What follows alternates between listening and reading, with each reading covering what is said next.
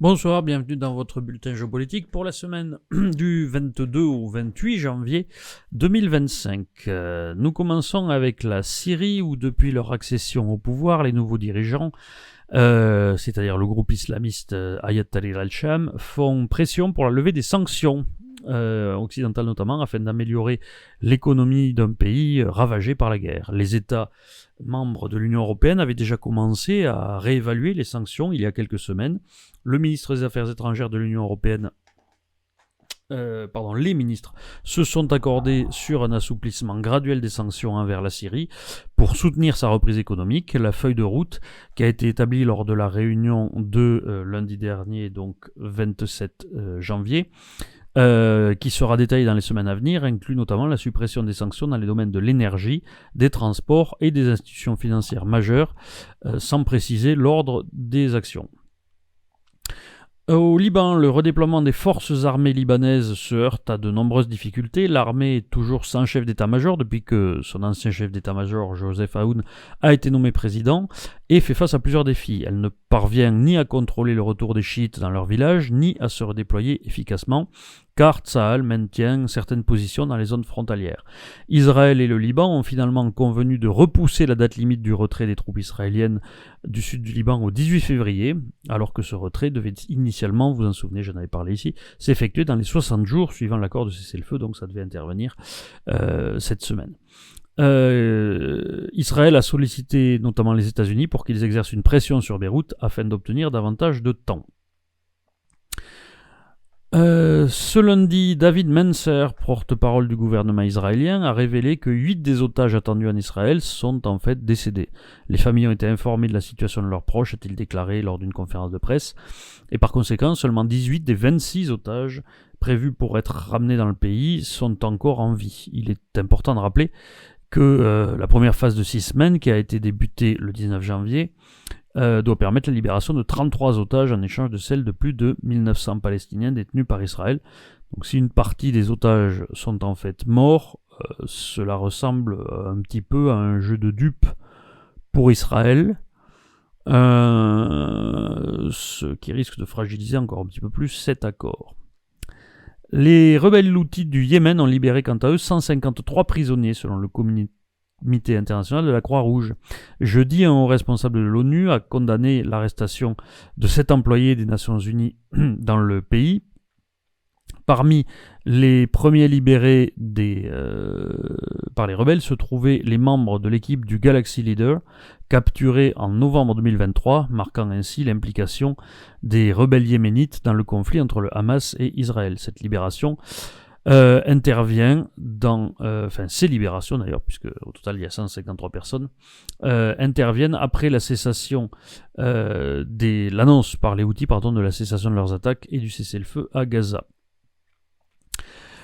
Et à Gaza précisément, Gaza-Égypte, on revient sur cette idée que déjà les Israéliens, je vous disais, avaient demandé aux Américains de faire pression sur le Liban pour repousser la date de retrait de leurs troupes. Vraisemblablement que Donald Trump est qu'Israël à l'oreille de Donald Trump, puisque l'idée d'un transfert forcé des Palestiniens maintenant de Gaza vers l'Égypte et la Jordanie a ressurgi après les déclarations du président Donald Trump. Pour Le Caire et Amman, malgré leur alliance avec les États-Unis, ce scénario est absolument impensable. La presse jordanienne affiche en une des refus catégoriques de l'expulsion. Par exemple, le quotidien Al-Ghad, qui a cité le ministre des Affaires étrangères jordanien, qui a réaffirmé la position constante de la Jordanie depuis le début du conflit à Gaza, soutenant les Palestiniens et rejetant fermement l'idée que la Jordanie pourrait servir de patrie de substitution pour les Palestiniens que Israël voudrait expulser de Gaza et de Cisjordanie. Naturellement, les Jordaniens ont d'assez mauvais souvenirs des expulsions de Palestiniens chez eux, puisque, de manière générale, les Palestiniens mettent toujours le bazar partout où ils ont été expulsés ces 50 dernières années.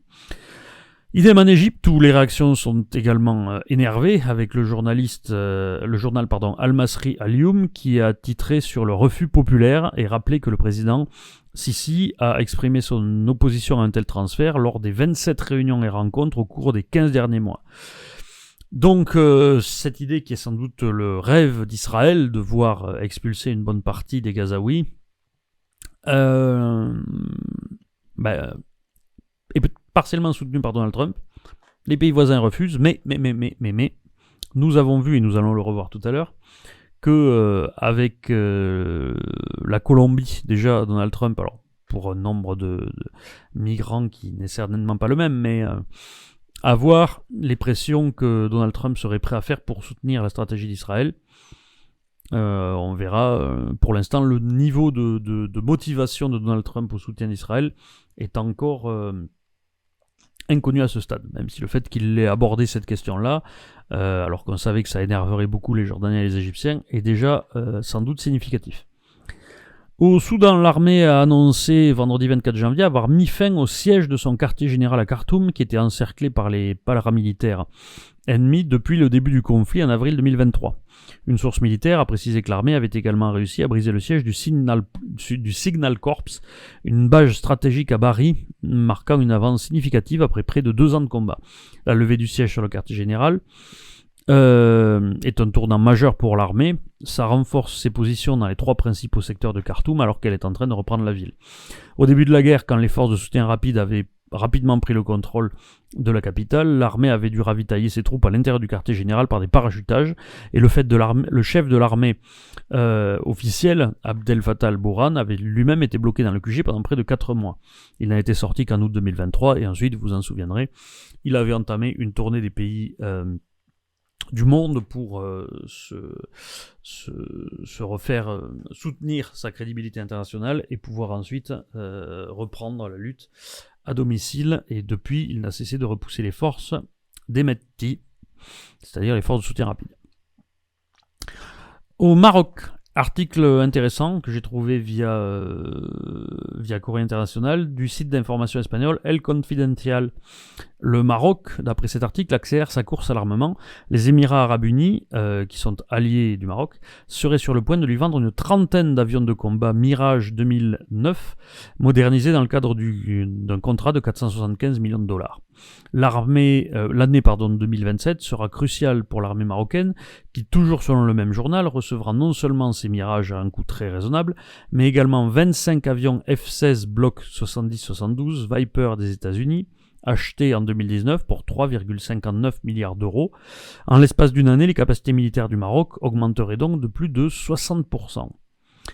Par ailleurs, le Maroc aspire à devenir un producteur d'armes, ayant déjà attiré des entreprises comme l'indienne Tata pour la fabrication de véhicules militaires et l'israélienne Elbit Systems pour la production de drones. Et vous savez, j'en ai parlé aussi il y a quelques temps, je crois que c'était il y a à peu près un an, que les États-Unis également veulent implanter des fabriques d'armes au Maroc. Donc un Maroc qui se prépare à surclasser, à rattraper et à surclasser l'Algérie en matière militaire.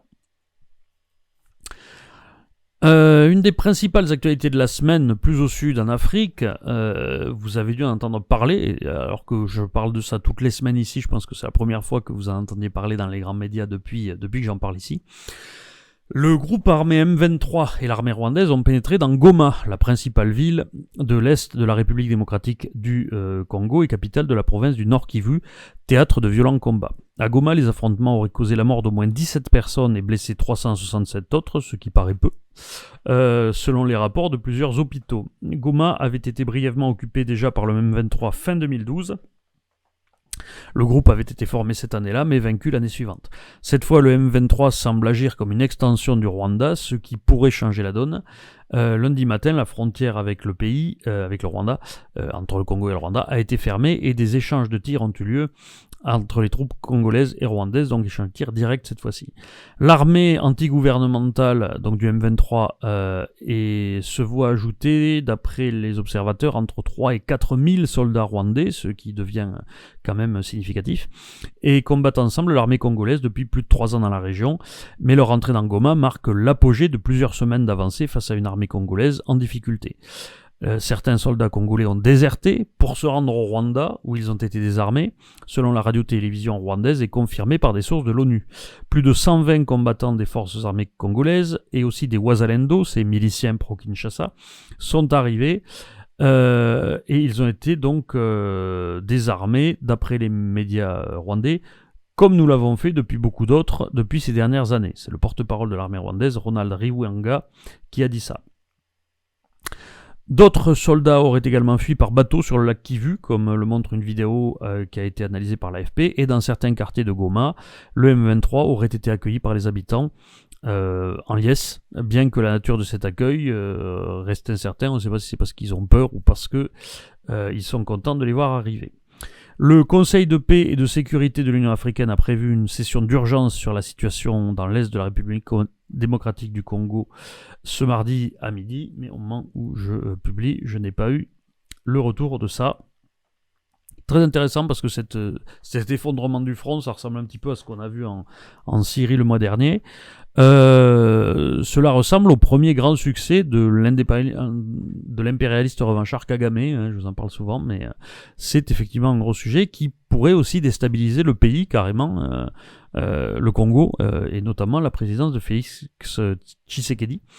Plusieurs ambassades, dont celle de la France, ont été attaquées ce mardi 28 janvier à Kinshasa, qui est donc la capitale du Congo, par des manifestants qui dénoncent le conflit dans l'est du pays. Les ambassades du Rwanda, de Belgique ainsi que des États-Unis ont aussi été ciblées.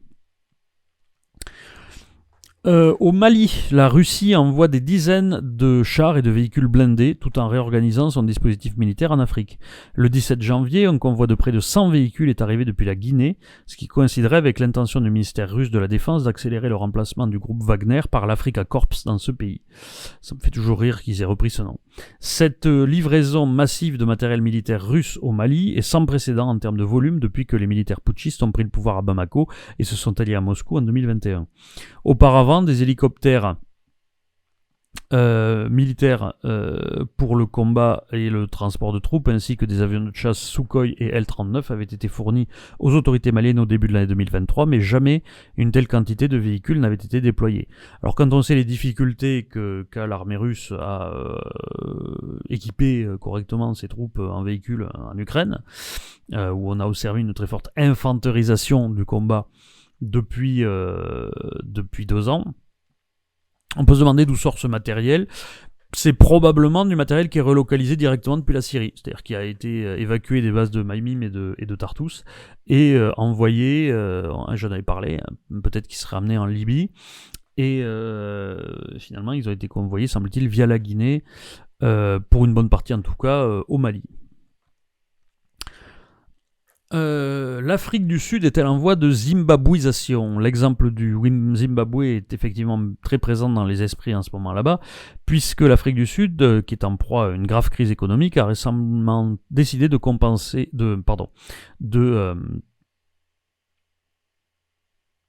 signer une loi qui fait beaucoup parler, la loi sur l'expropriation. Elle est perçue comme un moyen de corriger les inégalités héritées du passé, et cette loi introduit la notion d'expropriation sans compensation, qui est une source de vive tension, et qui était justement ce qu'on avait vu au Zimbabwe et qui lui a causé ces difficultés économiques. Elle stipule donc, cette loi, elle dispose que l'expropriation ne sera appliquée que si aucune entente n'est possible entre le propriétaire et l'État, et vise principalement, d'après la loi elle-même, les terrains inutilisés ou abandonnés. Elle autoriserait l'État, dans des situations spécifiques d'intérêt public, à acquérir des terres sans payer, par exemple pour construire des écoles ou des logements à loyer modique. L'ANC, le parti au pouvoir donc en Afrique du Sud, présente cet objectif comme un moyen de rétablir une certaine justice foncière 30 ans après la fin de l'apartheid, alors que la majorité des terres reste entre les mains de la minorité blanche. Pourquoi est-ce qu'on se rappelle du Zimbabwe ? Parce que au Zimbabwe, les terres avaient été précisément spoliées aux fermiers blancs, pour être redistribuées, et en fait elles ont été très mal exploitées ensuite par les fermiers noirs zimbabwéens, ce qui a amené donc la grave crise économique, et finalement, donc c'était au début des années 2000, et les fermiers blancs ont finalement été indemnisés, ou en tout cas en partie indemnisés par le Zimbabwe, qui essaie de les faire revenir tout simplement pour réexploiter les terres. Gros danger qu'il se passe la même chose en Afrique du Sud, même si, je l'ai dit, il y a des barrières, semble-t-il, qui sont données à l'utilisation de ce moyen. Mais bon, à partir du moment où, quand vous commencez à faire un texte en disant que c'est pour faire des choses d'intérêt public, et qu'ensuite vous expliquez que c'est pour rétablir la justice foncière contre les Blancs qui sont propriétaires des terres, vous vous doutez bien où est-ce que ça risque d'aller. Et donc, gros risque que la situation de la minorité blanche continue de se détériorer comme elle le fait en réalité depuis la fin de l'apartheid dans le pays. Et quand on se dit détériorer, c'est pas juste perdre un pouvoir qui aurait été trop capté par la minorité blanche, mais c'est aussi au niveau de sa sécurité. On rappelle que c'est probablement tout ceci qui pousse aussi Elon Musk à avoir la mentalité qu'il a vis-à-vis de l'Europe. L'opération Bouclier Bolivarien 2025 au Venezuela, visant à défendre la paix et la démocratie, a été lancée le mercredi 22 janvier. Des forces militaires, policières et civiles ont été déployées à travers tout le pays, en tout 150 000 personnes qui ont participé officiellement à des exercices. Le président Maduro a mentionné les menaces contre le Venezuela en pointant du doigt des groupes fascistes en référence à l'opposition et évoquant aussi les paramilitaires de la Colombie voisine, avec laquelle les relations se sont dégradées récemment. Très clairement, donc, volonté de Maduro de faire une démonstration de force pour montrer la solidité de sa place après sa réélection contestée. Et peut-être aussi, mais ça il n'en a pas parlé semble-t-il, qu'il y a toujours la question de l'Essequibo voisin en ligne de mire. Europe, lors du Forum économique mondial de Davos, le 21 janvier, la présidence de la Commission européenne, Ursula von der Leyen, a souligné que l'Europe aurait un rôle à jouer face aux défis géopolitiques et économiques présents et à venir, affirmation classique. Mais elle a annoncé surtout la préparation d'une feuille de route pour renforcer la compétitivité de l'Union européenne centrée sur 3 axes. D'abord, une union des marchés de capitaux efficace. Elle a dit « Nous allons créer une Union européenne de l'épargne et des investissements », soulignant la nécessité d'utiliser l'épargne européenne pour soutenir l'innovation, surtout dans les technologies propres. Est-ce que c'est le prélude à la création de fonds de pension similaires aux fonds de pension américains à l'échelle européenne ? Auquel cas, ça nous poussera encore plus en France à sortir de la retraite par répartition. Également un cadre favorable aux entreprises. Elle a dit « Nous devons grandement simplifier les activités des entreprises en Europe, en allégeant les régulations et en uniformisant les normes à l'échelle du marché unique. Ça ne peut nous faire que du bien. » Et enfin, une indépendance énergétique renforcée. Nous devons éliminer toutes les barrières qui entravent encore notre union de l'énergie. Alors ça reste à discuter. Si c'est pour faire du nucléaire partout, tant mieux. Si c'est pour continuer dans les bêtises, ça sera plus problématique. Mais elle n'a pas précisé. Ursula von der Leyen a directement critiqué la Russie en disant... Je cite, « L'Europe s'est appuyée sur l'énergie bon marché russe pendant ces 25 dernières années et a souvent externalisé sa sécurité, mais l'Europe doit maintenant changer de paradigme, cette époque est révolue. » Alors ça, j'ai trouvé ça intéressant parce que l'Europe, en fait, c'est surtout l'Allemagne. Et donc le fait qu'Ursula von der Leyen, allemande, dise ça, c'est aussi en lien et raccord avec le discours actuel de la CDU à l'intérieur de l'Allemagne. Donc d'ores et déjà, le glissement politique en Allemagne qui ne s'est pas encore fait parce que l'élection n'a pas encore eu lieu, d'ores et déjà, vous voyez, ça réoriente von der Leyen. Donc, intéressant à suivre. Et d'autant plus que les choses poussent dans le sens d'une victoire de la droite plus nette encore, et notamment du basculement droitier côté AfD, puisqu'à Aschaffenburg, en Allemagne du Sud, un homme armé d'un couteau a tué 2 personnes, dont un enfant. La police a arrêté le suspect, un Afghan de 28 ans, soupçonné d'avoir poignardé à mort, donc un homme de 42 ans et un enfant de 2 ans dans un parc. C'est horrible. Et dans le même temps, Elon Musk a exprimé son soutien samedi via une vidéoconférence au parti nationaliste allemand AfD lors d'un rassemblement électoral au milieu de la controverse due à son salut perçu comme nazi lors de l'investiture de Donald Trump. Il a dit pendant son discours « Il est acceptable d'être fier et d'être allemand, lutter pour un avenir lumineux pour l'Allemagne ». Il aurait tenu son allocution devant 4500 partisans réunis à la foire de Halle, selon l'AfD, et réaffirmé son appui à ce qu'il considère comme le meilleur espoir pour l'Allemagne. Il a également indiqué qu'on ne pouvait pas éternellement culpabiliser les petits-enfants pour ce que leurs grands-parents ou arrière-grands-parents avaient fait. Référence bien sûr à la Shoah, hein. Était-il besoin de le préciser? Europe toujours, Serbie, Vučić essaie d'éteindre l'incendie social en Serbie dont je vous parle depuis quelques semaines. Il s'est adressé à la nation lundi soir sur la chaîne privée Pink, accompagné du Premier ministre Vučević et de la présidente du Parlement, Ana Brnabić. Nous voulons le dialogue, a-t-il déclaré. La situation actuelle ne satisfait personne et commence à affecter la stabilité de l'État, l'économie et les investissements étrangers. Pour démontrer sa bonne volonté, il a présenté un diaporama PowerPoint détaillant les réponses aux 4 points de revendication des étudiants. Il a promis de rendre public dans les jours à venir toute la documentation concernant la reconstruction de la gare de Novi Sad, vous savez, celle qui s'est effondrée. Il a également souligné que l'inculpation de 13 personnes après l'effondrement prouve que la justice fonctionne. Et de plus, il a assuré que les étudiants et enseignants arrêtés lors des manifestations seraient libérés. Le lendemain matin, donc ce mardi matin, le Premier ministre serbe, donc Miloš Vučević, qui était avec lui pendant son allocution, a annoncé lui sa démission suite à la promesse de remaniement ministériel qui a été faite par Vučić lors de son discours. Vučević a justifié son départ par une haute responsabilité envers son parti, le Parti national serbe. Cette démission fait suite également à celle de 2 ministres après la tragédie de la gare de Novi Sad, le ministre des Infrastructures et des Transports et le ministre du Commerce. Vučević a quant à lui mentionné que sa démission a été influencée par des attaques violentes contre des groupes d'étudiants à Novi Sad la veille au soir. Vučević est une figure du régime de Vučić et lui-même ancien maire de Novi Sad et qui avait été nommé président du parti en mai 2023 à la suite de sa démission. C'est son successeur à la mairie, Milan Đurić de Novi Sad également, a aussi quitté son poste. Donc toute démission autour de cette ville, à voir si ça suffira à calmer la contestation. En Biélorussie, réélection de Loukachenko. Sondage à la sortie des urnes indiquait que le président sortant avait largement remporté l'élection, qui s'est passé beaucoup plus calmement que la dernière fois. C'est pas étonnant. Tous les opposants du régime biélorusse sont soit en prison, soit en exil depuis l'élection de 2020.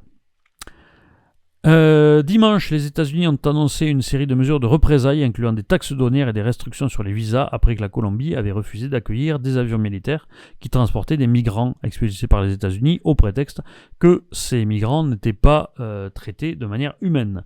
En réponse aux sanctions qui ont donc été envoyées immédiatement par Donald Trump, la Colombie a déclaré lundi 27 janvier que 2 avions militaires avaient décollé vers les États-Unis pour ramener les migrants colombiens expulsés. C'est-à-dire que finalement la Colombie a décidé d'envoyer ses propres avions pour chercher ses propres ressortissants. Victoire totale de Donald Trump là-dessus. Et encore une fois, on se demande ce qui se passerait si on ne faisait que la moitié de ça avec l'Algérie. On arrivera à régler à peu près tous les problèmes, mais ça ne se fait pas.